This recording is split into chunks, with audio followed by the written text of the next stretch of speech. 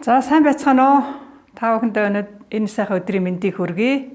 За өнөөдөр би та бүхэндээ MLM-ийн бизнест дистрибьюторуудын гаргадаг алдааны талаар түүний хэрхэн энэ алдаанаас өөрийгөө хамгаалах ямар гарц вэ гэдэг талаар та бүхэндээ сургалт тавьж өгөхөд бэлэн боллоо. За та бүхэн маань түрүүчийн сургалтаар дистрибьюторуудын гаргадаг алдаа сургалтын онлайн сургалтыг та бүхэн үзсэн байгаа. За энэ сургалтыг бол манай оюума спонсор маань та бүхэнд хүргэсэн байгаа. Тэгэхээр үнэхээр эндээс ингээ харахад бол бидний бизнес бол бачир хөвгтэй адилхан гэдгийг та бүхэн маань ойлгосон гэж бодож байна.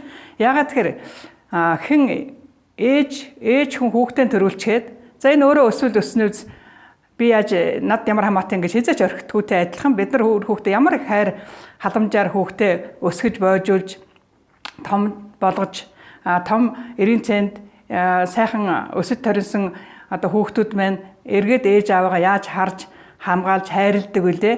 Түүнтэй адилхан бидний бизнес балчир байхад дөнгөж эхэлж байхад балчир хөвгтэй адилхан. Тэгэхээр бид нар энэ балчир байгаа үед энэ бизнесийн маш сайхан тордож өсгөж торниулахын төлөө чармаа ажиллах хэрэгтэй юм байна гэдгийг та бүхэн бас ойлгосон гэж бодож байна. Ер нь жишээлбэл ямар нэгэн өвс ургамал тариалан бид нар эрхлэе гэж хаврын цаг болж байна. Үр суулгачаад бид нар бас хайчих юм бэл. За энэ өөрөө ургах байлгүй. Ганц ч тоортохгүй орчоод намар очиод бид нар хэрвээ тэр нөгөө тариалсан ногоо жимсээ авах гээд очивол яах вэ? Аль хэзээний хатаад байхгүй болцсон байна. Тэгэхээр бид нар үүнтэй адилтгаж үзэхэрвэл бас та бүхэнд их сайхан санаа төрж байгаа гэж бодож байна. Ер нь бол дистрибьюторуудын гаргадаг алдаа сургалтанд би их дуртай. Үнэхээр бид нар мэдхгүй маш олон алдаануудыг гаргаж идэг. Одоо ингээд үүнийг мэдээд авахар та бүхэнд бол маш сайхан санагдаж байгаа гэж бодож байна. Бидний бизнесүүд хөгжлийн ямар шатууд байдгийг, дондогмогийн үе гэж юу юм, өөртөө ихтэй болохын тулд яах юм гэд маш олон мэдээллүүдийг та бүхэн авсан байгаа. Тийм учраас та бүхэндээ бас баяр хүргэе. Ингээд дараа нь бид нар ямар алдаануудыг гаргаж үүнийг яаж хэрхэн засах вэ гэдэг талаар би та бүхэнтэй ярилцах гэж байна. За тэгэхээр хамгийн анхны алдаа бол юу гэхээр анхны уулзалт хийж презентацид хүн урих, танилцуулганд хүн урихаа зогсоодог. Энэ үед маш том алдаа байгаа. Бидний бизнес юунаас бүтгөө? Хамгийн гол юм бол бид нар утсаар ярьж хүмүүсийг урьж анхны уулзалт хийх. Хэрвээ бид нар анхны уулзалтаа зогсоогоод презентац хүн урахаа зогсоогоод байх юм бол бидний бизнес угаасаа явахгүй. Тэгм хамгийн гол хийх бид нар өдөр тутмын үйлдэл маань энэ байдаг гэдгийг хүн бахан бас мэдж байгаа бах. Тийм учраас анх би өөрийгөө бас яаж ажиллаж ийсэн санаж байна. За бид нар би бас дээр ярьж ийсэн бид нар танилд өөрснийхөө хүмүүст рүү ч ханддаг, ойр дотныхоо найз нөхд рүү ч ханддаг, танихгүй хүмүүс рүү ч ханддаг. Тэг ингээд би анхны нэг юм санахад бол би нэг хүйтэн зах зээл дээр ажиллаж байгаад нэг эмэгтэйтэй танилцаа тэр хүн рүү байнга дууцдаг бас. Ер нь бол би өдөрт нэг 10 хүн рүү тогтмол ярьдаг байсан. Зарим нь бол тэгж байгаа. Таны утсыг гараад ирэхэд би айдгийг. Хөө нөгөө их чирлээ яана гэл. Ер нь тэгтлээд ажиллах хэвээр. Ялангуяа эхний энэ шинэ хамтрагч нар бол анхны уулзалтыг бол хизээч зогсоож болохгүй, презентац тун уурхаан зогсоож болохгүй. Ингээ харж байхад манайхан бас анхны уулзалтыг их бага хийж байна. Онлайнаар хийж байгаас онлайн арга хэмжээндээ хүмүүсийг их бага урьж байна. Энэ бол бас алдаа шүү гэдгийг та бүхэндээ бас би дуулгахад таатай байна. Тэгэхээр бидний хамгийн гол мөнгө олох, хамгийн гол орлого олох, бонусаа нэмэгдүүлэх ажил маань анхны уулзалт буюу презентац тун уурах арга ажил шүү гэдгийг та бүхэн маань сайн ойлгож авсан баха гэж та бүхэндээ бодож байна. За дараачийн нэг алдаа яах вэ? Гэр бүлийнхээ хүмүүсийг бүртгүүлдэг. Энэ бид нар дээр ч байсан, над дээр ч байсан. Тэгээ хүн олдохгүй байна гэдэг шалтгаанаар бид нар шууд хүүхдүүдээ бүртгүүлдэг, хамаатан садангаа бүртгүүлдэг. За тэгээд тэр хүмүүсийнхээ нөгөөдүүд нь яадаг вэ? Бид нар ямар хүмүүстэй ажиллана гэдэг үлээ? Хүсэлттэй, чадвартай, цаг хугацаа зарцуулах хүнтэй ажиллах хэрэгтэй шүү дээ. Гэтэл бид нар чинь өөрөө хүсэг байхад нь бүртгүүлчихдэг. За иргэнийхээ үнэлгээ авъя. Би хүн чамайг бүртгүүллээ гэд. Нөгөө хүмүүс яах вэ? Хүслэг болохоор ажиллахгүй. Тэгэхээр яах вэ? Өөрөө ажиллаж эхэлдэг. Тэгэхээр өөртөө айгүйх ачаал авж ийн гэсэн. 100 оноо хийх хэрэгтэй байсан бол 200 оноо хийх болно. Өшөө тэр хүний баг дээр бас хүн бүртгүүлэх ажил гарна. Тэгвэл бидний зорилго юу вэ? Бидний зорилго бол өөрөө ажилдаг 3 багийг үүсгэх. Хамгийн гол зорилго. Хэрвээ тэр идэвхтэй ажиллах лидерээ олоод бага үүсгэх юм тэр хүн амар штэ. Өөрөө та зүгээр сургалтын тавьж өгнө, өөрөө дэмжиж өгнө, дэмжиж өгөхийн тулд хүн оруулах гэсэн үг ш. Өөрөө тэр хүнтэйгээ ажил, тэр хүнийгээ нөгөө татгалзалтай ажиллах мастер, хүн бүртгүүлэх урлаг гэдэг олон сургалтууданд нь суулгаад, хамтраад яваад тэр хүн маань өөрөө ингээд бага үүсгэх явах юм бол 3 баг үүсээд ирсэн тохиолдолд та бас маш сайхан амжилтанд хүрэх боломжтой гэсэн үг. За дараачих мэдээж бид нар хэлсэн те хүсэлгүй хүмүүсийг бүртгүүлдэг. Дөрөв би ярьсан хүсэлгүй хүмбэл ажилдгүй. Тэгээд тэр хүнийг ажилуулах гэж бид нар бас өөрөө айгүйх цаг хугацаагаа алддаг. Мэдээж би сая дахиад ярьлаа. Тэ бид нар хинтээ ажиллах вэ гэхээр хүсэлтэй цаг хугацаа зарцуулах. Тэгвэл бид нар одоо завгүй хүмүүсийг ч юм уу ажилтай хүмүүсийг бүртгүүлчихэд тэгээ тэрийг ажилуулах гад өмнөөс нь одоо ажиллаа тэр хүнтэйгээ одоо хамаг цагаад тэр хүнд зарцуулаад өөрийгөө одоо бас ингээд сэтгэл санаагаар хямраана гэсэн үг. Нөгөө хүмүүс маань ажиллахгүй хүсэлгүй болохоор ч ингэсэн шүү дээ. Тий. За дараачих нь болохоор бид нар цолонд хүрэхэд зөндөө бүтээгдэхүүн авчдаг. Бид нар ямар юутай вүлээ 100 оноо хийх ёстой. Бидний ер нь үл одоо 100 оноо хийсэн байхад бид нар болно. Гэхдээ яг өөрөөсөө бүтээгдэхүүн шаардлагатай бол тодорхой хэмжээгээр авч болно. Харин цолонд хүрэхийн тулд бүтээгдэхүүн авчих юм бол тэр хүн өөрөө яах вэ? Дараа айгүй хүнд байдалд орчдөг. Яагаад тэгэхээр тэрийг одоо нөгөө дүрмээр зөрчиж эхэлнэ. Цолонд одоо хүрэхийн тулд их бүтээгдэхүүн авсан юм чинь тэрийг одоо борлуулахын тулд зарим бүтээгдэхүүнийг одоо зарим үед хямдруулах мөнгө хурдан гаргаж авъя гэж хямдруулах ажил гарна. За мөн дээрэс нь бүтээгдэхүүнийг удаан хадгалах ажил гарна. Тэгээд ер нь бид нар та 10 хүн 100 хүн хэдэн зуун хүнтэй одоо багийг ажилуулдаг танд хэрэгтэй юу? Та өөрөө цолонд хүргэж бүтээгдэхүүн одоо шахаж авчаад тэрийгэ зараад явах нь танд хэрэгтэй гэдэг үл хэн болгоо ойлгомжтой байгаа. Цаг хугацаагаа хүртэл одоо бизнестэй зарцуулж чадахгүй болдог. За яаж бүтээгдэхүүнээ зарах вэ? Яаж мөнгөө гаргаж авах вэ гэсэн бас давхар хямрал дундаг. Тэрийгэ зарж чадахгүй хэрвээ бүтээгдэхүүний их одоо бүтээгдэхүүндээ болоод ирэх юм бол өөрөө одоо тэрэндээ хямардаг. Нөгөө бүтээгдэхүүнийх нь хугацаа дуусах болдог гэдэг ингээд айгүй олон ийм хүндрэлүүдийг өөр дөрийн авчдаг байхгүй юу? Тийм учраас ерөөсөн бүтээгдэхүүний цолонд хүрэхийн тулд бүтээгдэхүүнийг ихээр авах шаардлагагүй. Тодорхой хэмжээнийхээ одоо та сард нэг 2 юм уу 3 бүтээгдэхүүн за тэрнээс дээш байж болно. Гэр бүлийнхээ хэрэгцээний бүтээгдэхүүнийг аваад тэгээд яваад байх юм бол тагчны амруу. Тэрний оронд харин бүтээгдэхүүн 10 хүн, 20 хүн, 30 хүн 100 оноогоо хийдэг тийм хүмүүсээ л бүрдүүлэх нь бидний хамгийн гол зорилго байдаг юм аа. За дараагийн одоо алдаанууд юу вэ нөхөр? Ихэнх хүмүүс бас буруу амлалтад хүнд. За чи одоо орчих. Би чиний өмнөөс ажиллаад өгье. Би чамд хүн оруулаад өгье.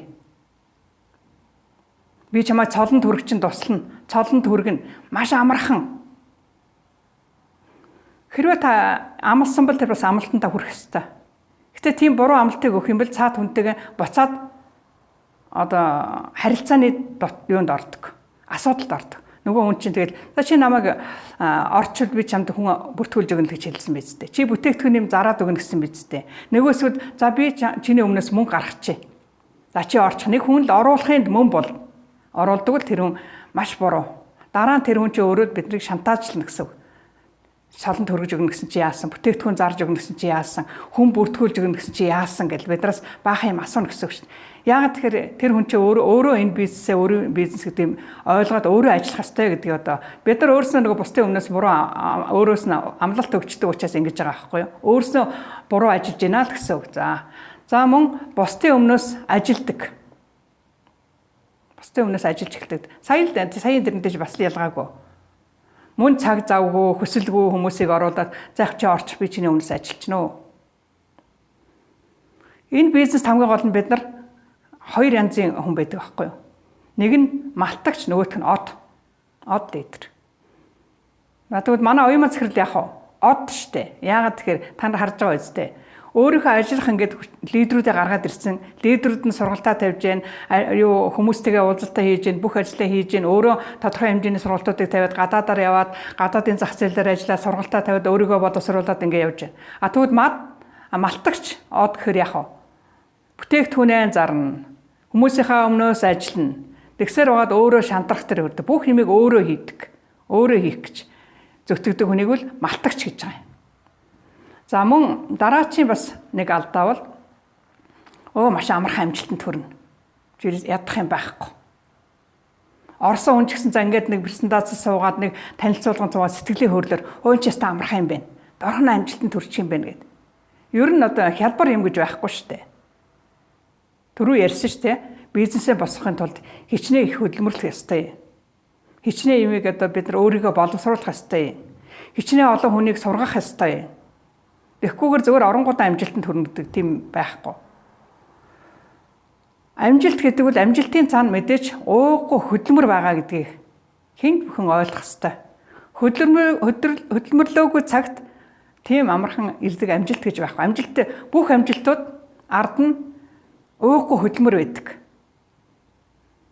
Дээр би бас амжилтын нууц гэд сургалт тавьж ирсэн манайхан мэднэ. Би тэгээ хэлж ирсэн. Нууц гэсэн мөртөө нууц байхгүй. Гэхэр хүмүүс гайхажсэн байхгүй. Тэгвэл нууц нь юу гэхээр зөвхөн ууггүй хөдөлмөр, хичээл зүтгэл, тууштай төлөвлөлттэй байдал. Би одоо энэ бизнесийг хантайгаа хамт хийх гэж 10 жил хийж байна. Энэ хооронд яасан? Хөдөлмөрлсөн, сурсан, ууггүй байсан, тууштай байсан. Олон хүнтэй ажилласан, унсан боссон гэд. Зөндөө имийг даван тулсан, бэрхшээл бас байсан, байхгүй гэж хэлж болохгүй. Гэхдээ тэрний одоо хүн өөрөө тууштай төлөвлөлттэй сайхан байх юм бол амжилт угаасаа бэлэн байдаг. Хөдөлмөрлсөн хүнд, тууштай байсан хүнд бол ялангуяа MLM-ийн бизнест бол маш сайхан одоо өндөр амжилтанд хүрдэг, өөрийгөө хөгжүүлдэг, аялдаг, зугаалдаг манайха ярьдаг те. Энэ гоё одоо амжилт, энэ сайхан боломжууд бол дандаа ууггүй хөдөлмөрийн ард байдгаа гэдгийг та бүхэн маань бас мэдэж авсан гэж бодож байна. За дараачийн нэг алдаа яах вэ? Хэтэрхий магтдаг.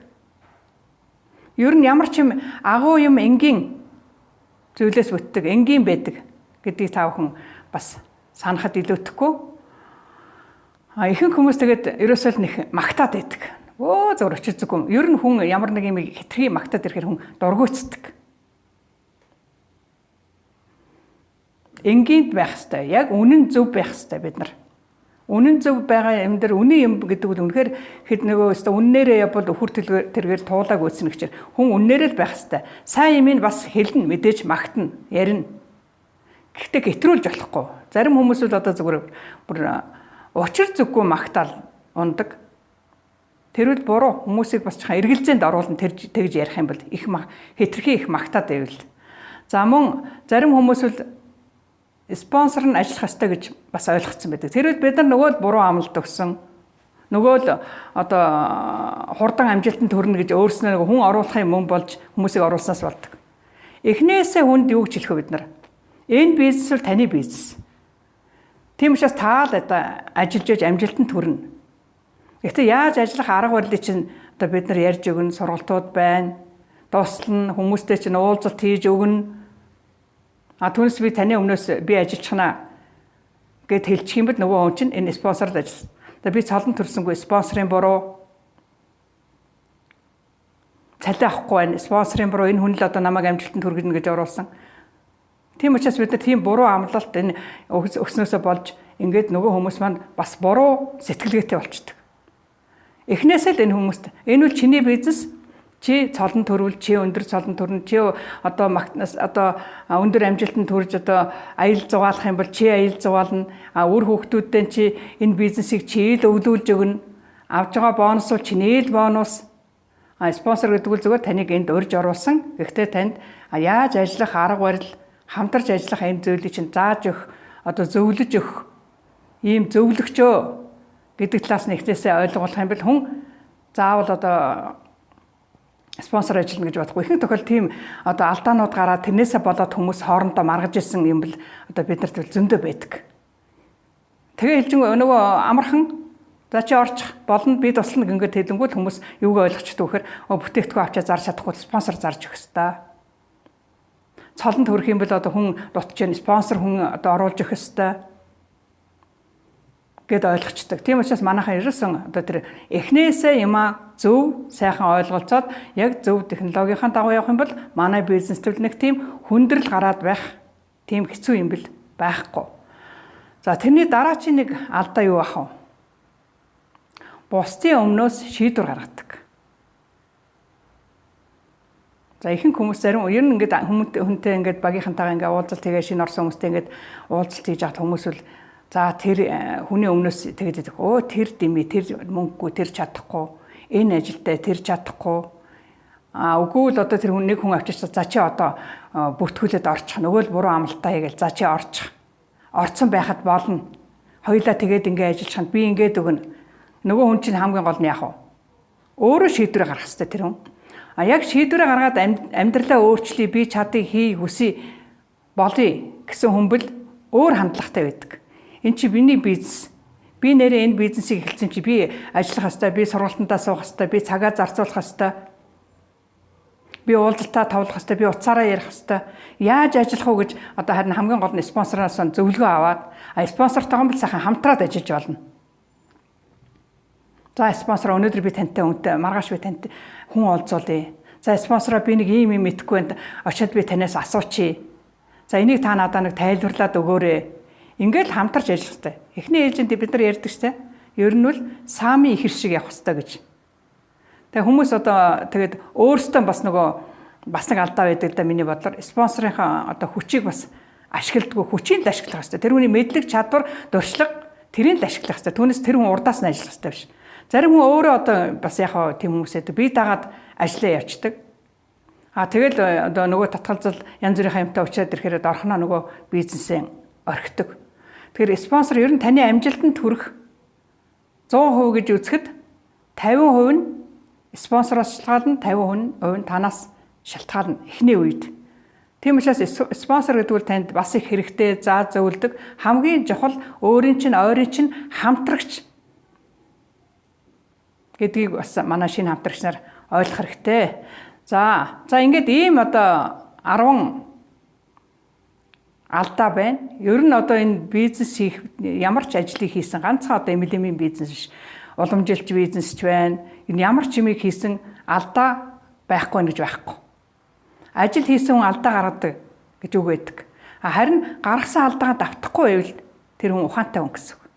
Түүнээс алдаа гаргахаас айж болохгүй. Бид нар ч гэсэн зөндөө л алдаа гаргадаг байсан. Би ч гэсэн одоо эхэлж орчоод хүнийг шууд одоо ажлынхаа газрын хүн рүү дүүнэрээ уцтаад би цолон төрөх гэж байна. Одоо нэг хүн дутаад байна гэж $200 хүрээд ирээч гэж шууд хүнийг одоо өмнөөс нь шийдвэр гаргаад тэр хүнийг оруулж исэн. Нөгөө өмнө яг ажиллахгүй. Хүүхдээ одоо хүүгээ би бас л оруулаад гарсан. Одоо өөрөө хүслэн төржиж орж иж манай хүү амжилтанд хүрсэн. Урд нь би бас л оруулсан. Ирнийх нь үлдгээ аваад оруулсан. Хүн дутж जैन оруулж जैन. Тэгээ хүсэлгүй болохоор яхаа ажиллахгүй. Харин хүсэлтэй болохоор ажиллаж байгаа байхгүй. За би ороод ажлын чинь сайхан бизнес байна гэж өөрснөө хүссэн тулдаа хүмүүс ажиллаж байгаа. Тийм учраас бид нар алдаа бол гарна. Ялангуяа та бүхэн бол маш сайхан азтай гэж би дахин хэлж байгаа.